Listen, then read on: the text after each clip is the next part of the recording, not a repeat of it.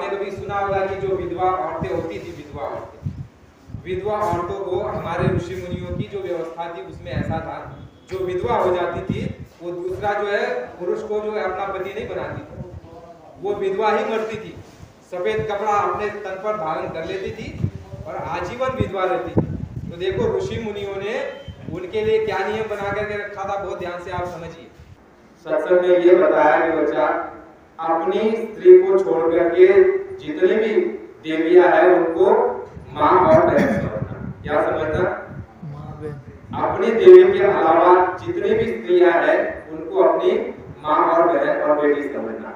ये भाव अगर तुम मन में रखोगे तो तुम्हारे अंदर जो है कामना उत्पन्न नहीं होगी, पहली बात। दूसरी बात स्वामी जी महाराज ने कही, प्रेमियों बहुत बड़ी बात है। स्वामी जी महाराज ने सत्संग में कहा कि बड़े बड़े ऋषि मुनि, त्यागी, तपस्वी, 60-60 हजार 10-10 हजार वर्षों तक तपस्या करने वाले इस काम वासना के बलि चढ़ गए, काम वासना के बलि चढ़ गए। अभी की नहीं, कलयुग की गुरु महाराज ने कहा त्रेता, द्वापर और सतयुग के समय में भी बड़े बड़े ऋषि मुनियों को काम की वजह से साधना तो की, भक्ति भी की, लेकिन काम वासना जब अंदर भीतर जागृत हो गई तो जो है काम वासना के वशीभूत होकर के गलत काम कर दिया और उनकी सारी की सारी साधना समाप्त और खत्म हो गई। गुरु महाराज ने कहा बड़े बड़े ऋषि मुनि 10-10 हजार 60-60 हजार वर्षों तक तप करने वाले ये अभी जो है काम के जो है हत्थे चढ़ गए और इन्होंने जो है अपना दीन दुनिया दोनों को बर्बाद कर दिया। तो स्वामी जी महाराज ने जो है ये समझाया धीरे धीरे सत्संग में सारी बातों को कि काम वासना को कैसे रोका जा सकता है और ये रोकना बहुत जरूरी है। पहले सत्संग में ये बताया, दो चीजें को सत्संग में गुरु महाराज ने बताया कि बच्चा पराया धन और पराई स्त्री इनसे दूर रहना। पराया धन इसको बेटी समझना और पराई स्त्री को माते समान समझना। अगर माते समान समझोगे, देखो ये शब्दों के साथ बहुत बड़ा एक शब्द जोड़ दिया। गुरु महाराज ने कहा कि पराये धन को मिट्टी समझना और पराई स्त्री को माते समान समझना, फिर भी अगर काल झपोले मारेगा तो मैं देख लूंगा। बड़ा है, आपने सुना है सिलसिले में गुरु महाराज ने ऐसे वचन का वर्णन किया है कि पराये धन को मिट्टी समझना और पराई स्त्री को माते समान समझना, फिर भी अगर काल तुमको झपोले मारेगा तो मैं देख लूंगा। कोई मामूली बात है, लेकिन हम इसी में फंस जाते हैं,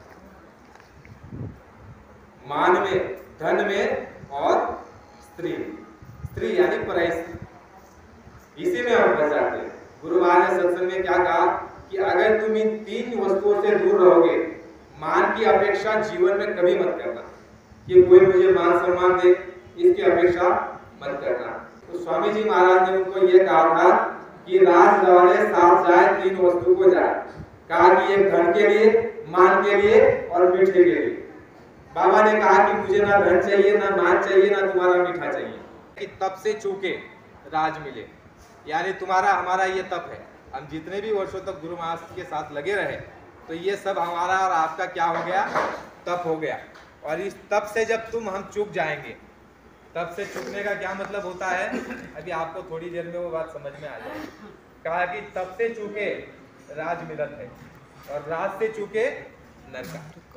प्रेमियों बहुत बड़ी बात है, ये हमारी बात है, ये बाहर किसी और की बात नहीं। देखो क्या होता है कि जब हम आप तप करते हैं तो हमारे सामने एक समय ऐसा आ जाता है कि तप के फलीभूत तुमको क्या चाहिए, दो रास्ता होता है। तप के फलीभूत अगर हमको चाहिए मान सम्मान पद प्रतिष्ठा या फिर धन दौलत, तो वो भी रास्ता खुला रहता है। और जब तप के बदौलत हम वो रास्ते को अपना लेते हैं, मान सम्मान पद प्रतिष्ठा और भोग में जब लिप्त हो जाते हैं, तो रास्ता कहाँ चला जाता है, तप से चूके राज और राज से चूक गया नरक, यानी ये रास्ता नरक का है। लेकिन महात्माओं ने, गुरु महाराज ने क्या कहा कि तप के बदौलत तुम किसको मांग लेना, भगवान को मांग लेना। इन वस्तु को मत मांगना कि भाई कोई मान दे दे, कोई सम्मान दे दे, कोई पद दे दे, कोई प्रतिष्ठा दे दे, कोई हमारा जो है सांसारिक काम कर दे, इसलिए नहीं। तो अभी देखो क्या हो रहा है, अभी यही हो रहा है। 60 वर्षों तक गुरु महाराज ने जो हमको सिखाया पढ़ाया और जो हमारा तप बढ़ा दिया, ये सारा हमने आपने तप किया है। प्रेमियों मामूली बात नहीं है। 100 लोगों को भोजन कराने का फल एक ब्राह्मण के भोजन कराने में मिलता है। और 100 ब्राह्मणों को एक तरफ भोजन कराओ और एक सत्संगी को भोजन करा दो, तो उसका जो पुण्य मिलेगा वो बराबर मिलेगा। यानी तुम्हारे हमारे पास इतना पुण्य और इतना परमार्थ और इतना तप इकट्ठा हो चुका है, जिसके लिए स्वामी जी महाराज ने एक दफ़ा सत्संग में ये कहा कि तुम्हारी 1 सेकंड की जो साधना है, अपने मन बुद्धि को रोक करके जब तुम साधना करते हो, 1 सेकंड की जो साधना है उसका प्रतिफल वो ईश्वर भी तुमको नहीं दे सकता। 3 लोक 14 भुवन का जो मालिक है वो भी इसका तुमको बदला नहीं दे सकता, इतनी तुम्हारी साधना और तपस्या है। लेकिन देखो अभी क्या हो गया फिलहाल में, इसी तप के बदौलत हम कहाँ जा रहे हैं, मान में, सम्मान में, पद में और प्रतिष्ठा में, यानी कि हमारा रास्ता बदल गया। गुरु महाराज ने एक दफ़ा कहा था, बच्चा मैं आगे चल कर के खेल खेलूंगा, और देखो खेल खेल लिया, और बाबा जी ने खेल खेला और उसमें हम क्या हो गए, फेल हो गए। बाबा जी ने खेल कर दिया और हम उसमें फेल हो गए, हुए कि नहीं हुए। तो महात्माओं की बात कभी कटती नहीं है, सामने आती है, लेकिन हमारी बात बुद्धि में बैठती नहीं है। तो ये बात एक तरफ रखो। तब से आपका तप हो रहा है, तब से जिस दिन चुक जाओगे उस दिन क्या हो जाएगा, राज मिल जाएगा। राज, देखो राज किसको कहते हैं, अभी आप कहोगे कि राजा बना दिया जाए, इसको राज कहते हैं। संगत की अगर अभी बात ली जाए तो राज क्या है बताओ आपको। अभी संगत के अंदर ऐसे ऐसे लोग घूम रहे हैं जो स्वयंभू गुरु बन करके बैठ गए हैं। इन लोगों ने क्या किया मालूम है, जो अध्यक्ष है, कार्यकर्ता है, बड़े बड़े लोग हैं जाने माने, इनको जो है अपने तरफ खींचने के लिए बहला फुसला लिया। हमारी तरफ भी बहुत लोग आए, ये कहते हैं तुमको गाड़ी दे देंगे, तुमको जो है यहाँ का अध्यक्ष बना देंगे, तुमको उपाध्यक्ष बना देंगे, तुमको इंटरनेशनल वक्ता बना देंगे, और तुम जब चाहो तब महात्माओं के पास, हमारे जो गुरु है उनके पास आओ जाओ, तुमको कोई रोक टोक नहीं। यानी बड़ा प्रलोभन देते हैं। कौन लोग, बाहर के लोग नहीं, अपने ही पंथ के अंदर में जो स्वयंभू गुरु बन करके बैठ गए हैं, जिनके लिए गुरु महाराज ने कहा कि ये काल के एजेंट है। ऐसे लोग संगत में आकर के क्या कहते हैं कि भाई हमारी तरफ आ जाओ, हम तुमको सारी सुख सुविधा देंगे। क्या देंगे, सुख सुविधा देंगे। अभी देखो बाबा जी के साथ रहते हुए जो हमने तप किया, उसका अगर हमने राज मांग लिया है, राजी है, पद प्रतिष्ठा ले लेना, अध्यक्ष पद ले लेना, ये क्या है, मान सम्मान की अपेक्षा। हमारे पास धन आ जाएगा, हमको और लोग जानेंगे, हमारा संसारी काम इनसे हो जाएगा, यही है ना। तो उनके साथ जब जुड़ जाते हैं तो सब मिलता है, मान भी मिलता है, सम्मान भी मिलता है, पैसा खर्चने की जरूरत नहीं, खर्चा वो करेंगे, सब तुमको जो है लाभ ही लाभ कराएंगे। ठीक है, तो ये हो गया आपका ये राज मिलना। और देखो जब ये राज भोग लेंगे तो क्या हो जाएगा, आगे का रास्ता क्या है, तीसरा रास्ता क्या था, तब से चूके राज, और राज से चूक गया नर्क। तो वो रास्ता नरकों का है, उधर जाने की जरूरत नहीं है। गुरु महाराज ने हाथ पकड़ा है तो गुरु महाराज ने कहा कि मैं तुम्हारा हाथ छोड़ने वाला नहीं हूँ। तो इन पर भरोसा, इन पर यकीन, ये भक्ति है। तो स्वामी जी महाराज ने सत्संग में कहा कि 3 चीज़ें बड़ी कठिन है और उससे कोई बचता नहीं है।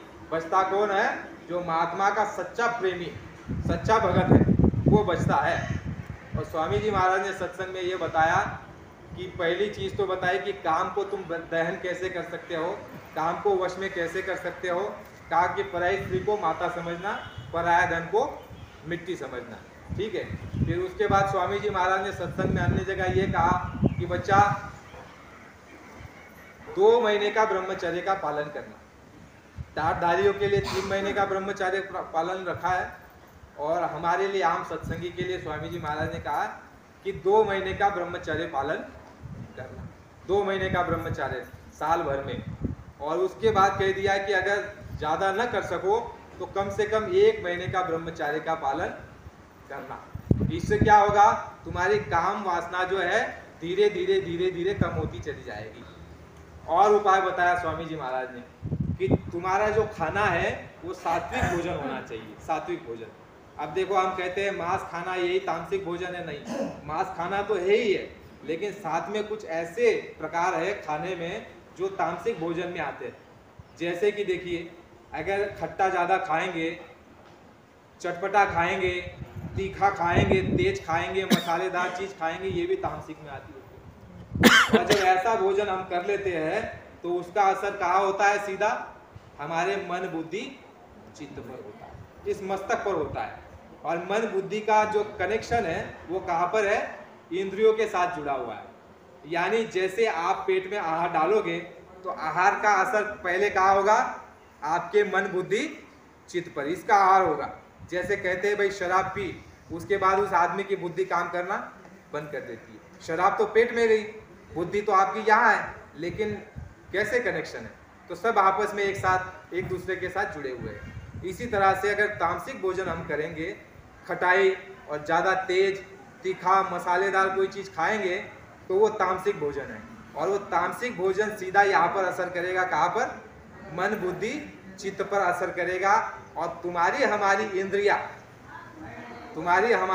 जो है ये चलायमान रहेगी, बिल्कुल चलायमान रहेगी। गुरु महाराज ने कहा कि वो तुम्हारे हाथ में नियंत्रण होने वाली नहीं है। स्वामी जी महाराज ने कहा कि मन जो है इंद्रियों का गुलाम है। मन किसका गुलाम है?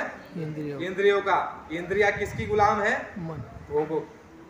ये जो भोग है, जो लगे हुए हैं, ये तमाम भोग, ये सारे भोग है।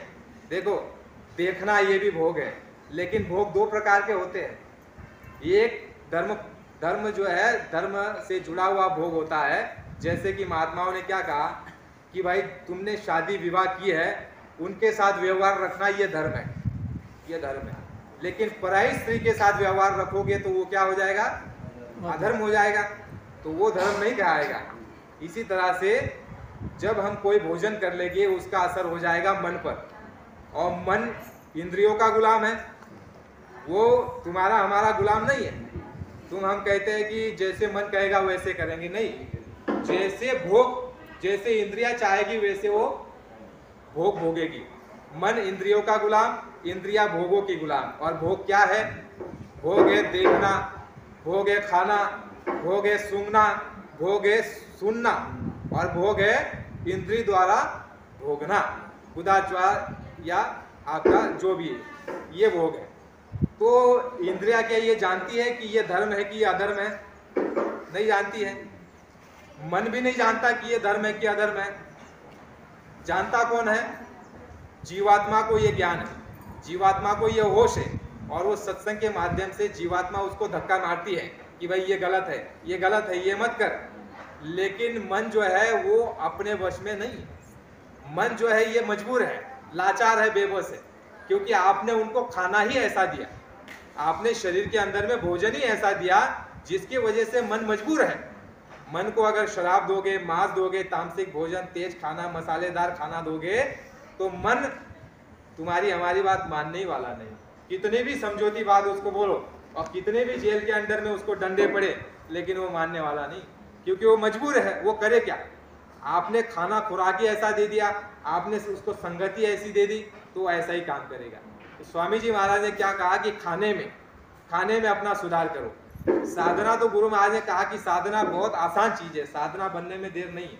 गुरु महाराज पहले के सत्संग में कहा करते कि साधना बहुत जल्दी बनती। पुराने समय में प्रेमी बताते हैं, स्वामी जी महाराज जब नामदान देते थे उस समय पर ऐसे बिठाते थे प्रेमियों को, पर्दा लगाकर कमरे में, और नामदान देने के बाद स्वामी जी बिठाते थे कि भाई ध्यान पर बैठो, भजन पर बैठो।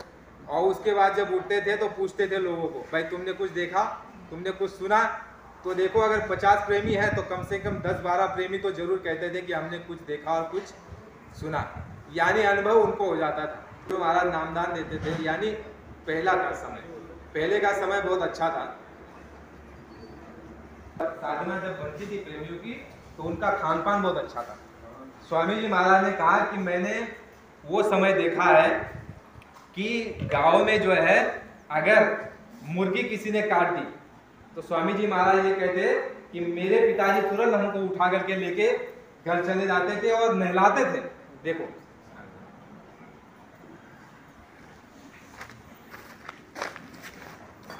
यानी छुआछूत बड़ी मानते थे, छुआछूत जाति पाति की नहीं थी।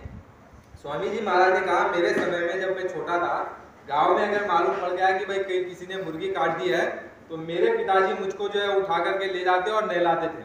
यानी मुर्गी काट दी तो वो हवा तक नहीं लगने देते, ऐसा वो समय था। उस समय की बात है। स्वामी जी महाराज ने जब नामदान देना शुरू किया तो गोरखपुर में एक प्रेमी को जो है, जो नामदानी सत्संगी नहीं था, उसको फिल्म देखने की बड़ी आदत थी। फिल्म देखने की। तो स्वामी जी महाराज के साथ उनकी वार्तालाप हुई, चर्चा हुई कि भाई हमको फिल्म देखना बहुत पसंद है। तो स्वामी जी महाराज ने उस व्यक्ति से क्या कहा कि भाई आज शाम को जो है इस जगह पर जो है फिल्म लगने वाली है। स्वामी जी महाराज ने उसको बताया कि शाम को इस जगह पर जो है फिल्म लगने वाली है, तुम वहां पर जरूर आना। तो उसने कहा कि जरूर आऊंगा। तो वो जब चला गया वहां पर तो देखता है कि भाई 50-60 लोग बैठे हुए नीचे और आगे ऐसा मंच सजा हुआ है जैसे स्वामी जी महाराज सत्संग के लिए आते थे तो मंच लगा रहता था। पहले के नामदान का समय थोड़ा कमरे के अंदर रहता था, इसी तरह से कमरे के अंदर ऐसे मंच लगा हुआ है और कपड़ा लगा हुआ है और 50-60 लोग बैठे हुए हैं। तो उस आदमी ने कहा कि मुझे लगा कि हाँ भाई यहाँ फिल्म चालू होगी। फिल्म की उम्मीद से वो गया और बैठा तो देखा हाँ भाई यहाँ पे तामझाम है तो अभी फिल्म लगेगी। स्वामी जी महाराज थोड़ी देर बाद आए और बैठे। स्वामी जी महाराज ने उसने आदमी ने कहा गुरु भाई ने कि ऐसा सत्संग सुनाया फिर मैं भूल गया फिल्म की बात। ऐसा ऊंचा सत्संग गुरु महाराज ने सुनाया और उसके बाद बताया, उसके बाद ये कहा कि देखो तुमको अभी जो है फिल्म देखने को मिलेगी। सत्संग में बता रहे हैं कि तुमको अभी फिल्म देखने को मिलेगी। नामदान दिया और कहा कि ध्यान पर बैठो। सब प्रेमियों को कहा कि ध्यान पर बैठो। वो प्रेमी बता रहा है कि हम भी ध्यान पर बैठे। हम ध्यान पर बैठे, उसके बाद कहा कि बारिश हो गई लेकिन मुझे होश ही नहीं रहा। हम जहाँ बैठे थे हमारे कम से कम कमर तक पानी भर गया, लेकिन मुझे मालूम ही नहीं कि पानी बरसात हो रही है और पानी आ गया और हम पानी में बैठे हुए। यानी कि देखो उस आदमी का जो है अंदर पिक्चर शुरू हो गई। गुरु महाराज ने कहा कि फिल्म देखने को मिलेगी। तो वो गुरु भाई बता रहा है कि गुरु महाराज ने झूठ नहीं बोला, कहा कि फिल्म देखने को मिलेगी और सत्संग ने बताया कि अब तुमको फिल्म देखने को मिलेगी। मैं जो रास्ता बता रहा हूँ, जो नाम बता रहा हूँ, जो ध्यान और सुमिरन और भजन की विधि बता रहा हूँ, ऐसे तुम करो, तुमको फिल्म देखने को मिलेगी, पिक्चर देखने को मिलेगा अंदर। तो वो सत्संगी कहता है कि स्वामी जी महाराज ने जैसे कहा वैसे ही मुझे अनुभव हुआ, यानी कि उसको अंदर दिखाई दिया प्रेमियों। तो ये कब होता है? स्वामी जी महाराज ने देखो और एक सत्संग में एक बात कही है, ये कहा है कि बच्चा अगर कोई जीवन काल से अगर शाकाहारी रहता है, यानी बचपन से कोई शाकाहारी है जिसने कभी मांस नहीं खाया और उसको नामदान मिल जाए और वो ध्यान भजन करने लग जाए तो उसको जल्दी अनुभूति होने लग जाए। यानी कि उसका जो पात्र है ये साफ सुथरा, और ये साफ सुथरा होने के वजह से साधना जल्दी बनती है, आत्म साक्षात्कार जल्दी होता है। इसीलिए स्वामी जी महाराज ने क्या कहा कि खान पान और शरीर, इसका जो है आदान प्रदान और लेन देन सब आपस में जुड़े हुए। अगर खान पान बिगड़ गया तो मन चंचल हो जाएगा, चलायमान हो जाएगा, इंद्रियां तुम्हारे वश में नहीं रहेगी, और इंद्रियां जब वश में नहीं रहेगी तो भोगों की गुलाम रहेगी, और भोग में जब तुम चले जाओगे तो फिर धर्म का अधर्म हो जाएगा, न्याय का अन्याय हो जाएगा, नीति की अनीति हो जाएगी। स्वामी जी महाराज ने कहा कि जब तुम्हारा खान पान ठीक हो जाएगा, पहले के लोगों का खान पान ठीक था इसलिए वह जो है सदाचारी रहते थे। सदाचारी का यही मतलब है, सदाचारी यानी एक पत्नी एक वचनी, एक पत्नी और एक वचनी। पहले का समय ऐसे होता था। अब देखो हमारे ऋषि मुनियों की व्यवस्था बना करके रखी थी। देखो ऋषि मुनियों की व्यवस्था क्या थी और आज की व्यवस्था क्या होगी। अब देखो आपने कभी सुना होगा कि जो विधवा औरतें होती थी, विधवा औरतों को हमारे ऋषि मुनियों की जो व्यवस्था थी उसमें ऐसा था, जो विधवा हो जाती थी वो दूसरा जो है पुरुष को जो है अपना पति नहीं बनाती थी, वो विधवा ही मरती थी, सफेद कपड़ा अपने तन पर धारण कर लेती थी और आजीवन विधवा रहती थी। तो देखो ऋषि मुनियों ने उनके लिए क्या नियम बना करके रखा था, बहुत ध्यान से आप समझिए। आज उसी घटना को जो है गलत तरीके से लोग बता देते हैं, लेकिन उसका असली जो मतलब है वो कुछ और है। जैसे एक स्त्री का पति मर गया, वो जवान अवस्था में है और उसका पति मर गया। अब नियम है कि दूसरा पति नहीं करना है तुमको, ये हमारा धर्म है कि एक पति, जिस स्त्री ने पति को धारण किया उसी के नाम से वो मरेगी, उसी की ब्याहता कहलाएगी, दूसरा पति कभी धारण नहीं करेगी। यही शिष्य का धर्म होता है, जैसे उस स्त्री का धर्म रहता था और है, होना चाहिए, लेकिन आज बदल गया। तो वो स्त्री मान लो जवान अवस्था में उसका पति मर गया तो देखो महात्माओं ने क्या नियम रखा। अब बहुत ध्यान से आप इस बात को समझना है, इसमें वो राज छुपा हुआ है कि काम वासना और इंद्रियां कैसे आपके वश में हो। महात्माओं ने क्या नियम रखा था कि भाई जवान स्त्री है, इसका पति मर गया, अब देखो इसका मन चलायमान ना हो, चंचल ना हो और ये अधर्म ना कर दे, इसके लिए देखो महात्माओं ने क्या नियम बनाया कि इस स्त्री के जो है केश मुंडवा दिए जाएंगे। ध्यान से समझना आप इस बात को। आज भौतिकवादी इसको गलत दृष्टि से पेश करते हैं। इस स्त्री का पति मर गया, इसको सफेद वस्त्र धारण करो। उसका कारण समझो। सफेद वस्त्र धारण करोगे तो देखने वाले आदमी के मन में तुम्हारे लिए भावना दूषित नहीं होगी। अगर सफेद वस्त्र धारण किए हैं तो देखने वाले आदमी की नजर में तुम्हारे लिए भावना दूषित नहीं होगी। ये सफेद वस्त्र का पराक्रम है, ध्यान रखना इस बात को आप। सफेद वस्त्र धारण करती थी जो जिसका पुरुष मर गया, पहली बात बचाव है, ये बचाव है। और रंग बिरंगी अगर साड़ी पहनेगी तो देखने वाले की बुद्धि खराब होती है, तो सफेद वस्त्र। दूसरा, इसके जो है केश मुंडवा दो, यानी कि उसके केश कटवा दिए जाते थे। अब देखो, स्त्री के अगर केश कटवा दिए जाए तो उसका चेहरा बदल जाता है, और केश मुंडवाए हुए स्त्री की तरफ आप देखोगे तो भावना तुम्हारी दूषित नहीं होगी। बात को समझो प्रेमियों, बहुत बड़ी चीज है। महात्माओं की, ऋषि मुनियों की जो योजना थी, जो विधान था, जो व्यवस्था थी, वो बहुत अच्छी थी, लेकिन ये भौतिकवादी लोगों ने जो है पूरा सत्यानाश कर दिया।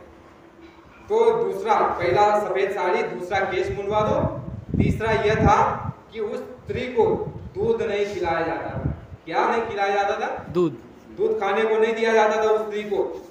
और जो जिस भोजन में ज्यादा बल आता है ऐसा भोजन उसको खाने को नहीं दिया जाता। और जिस भोजन से इंद्रियां चलायमान और बुद्धि तामसिक हो जाती है ऐसा भोजन उसको नहीं देते थे। सात्विक भोजन उसको देते थे, दाल रोटी खिलाते थे, रूखा सूखा खाना, दाल रोटी खाना, अच्छे पकवान मत खाना, ये नियम था। अब देखो, जिसके केश मुंडवा दिए, जिसको साड़ी सफेद पहना दी, और जिसको खाने के लिए ऐसी वस्तु नहीं दी जा रही है जिससे उसके अंदर में जो है बल आए ज्यादा, और जिसका मन चंचल ना हो, तो विचार करो वह जो है अधर्म करने से बच गई कि नहीं बच गई? वो भी बच गई, और उससे जो लोग जुड़े रहेंगे उनका भी मन कभी जाएगा ही नहीं। तो यानी उसका जीवन ऐसे ही पूरा हो जाता था, और वो जो है पतिव्रता होते हुए ही अपना प्रेम त्यागती, यानी कुचाल नहीं कहलाती थी। वह जो है दूसरे व्यक्ति पर निगाह नहीं रखती थी और कोई उस पर निगाह नहीं रखता था, क्योंकि उसका व्यवस्था ही महात्माओं ने, ऋषि मुनियों ने ये रखी थी। तो देखो, बात कहां से आई? खान पीन की बात आई कि नहीं? खान पीन और रहन सहन, इसका बड़ा असर होता है प्रेम। तो गुरु महाराज ने क्या कहा? सात्विक भोजन करना। सात्विक भोजन में क्या है? सात्विक भोजन में है आप रोटी खाओ, दूध दही मक्खन खाओ, ये सब सात्विक भोजन है। अनाज खाओ, गीले सूखे मोटे महीन फल खाओ, स्वामी जी महाराज ने कहा हरी सब्जी खाओ, ये सब सात्विक भोजन है। और सात्विक भोजन जब करोगे तो तुम्हारी बुद्धि सात्विक रहेगी, सात्विक भोजन से, तामसिक भोजन से नहीं। और स्वामी जी महाराज ने कहा जो साधक होते हैं वह साधक वह रूखा सूखा खाते हैं, रूखा सूखा खाए कर ठंडा पानी पियो, देख पराई चोपड़ी मत ललचावे जीव। यानी कि अपने जीव को, पराई चोपड़ी को, चिकनी चोपड़ी व्यंजनों को, भोजन को देख करके कभी मत ललचाना। साधकों को तो ये हिदायत है कि रूखा सूखा खाए। कैसा खाना? रूखा सूखा। साधना अगर बनाना है, गुरु महाराज ने कहा, तो एक समय का भोजन करो। किसानों के लिए थोड़ी रियायत दे दी। किसानों के लिए ये कहा कि तुम 2 समय का खा सकते हो, जो किसान है, क्योंकि मेहनती का काम करते हैं। और किसान है तो 2 समय खा सकते हो। 2 समय कैसे? सुबह नाश्ता कर लो, दोपहर को 2 बजे भोजन कर लो, और रात को भोजन कर लो। लेकिन भोजन कैसा होना चाहिए? सात्विक। और एक कोना तुम्हारा खाली रहे।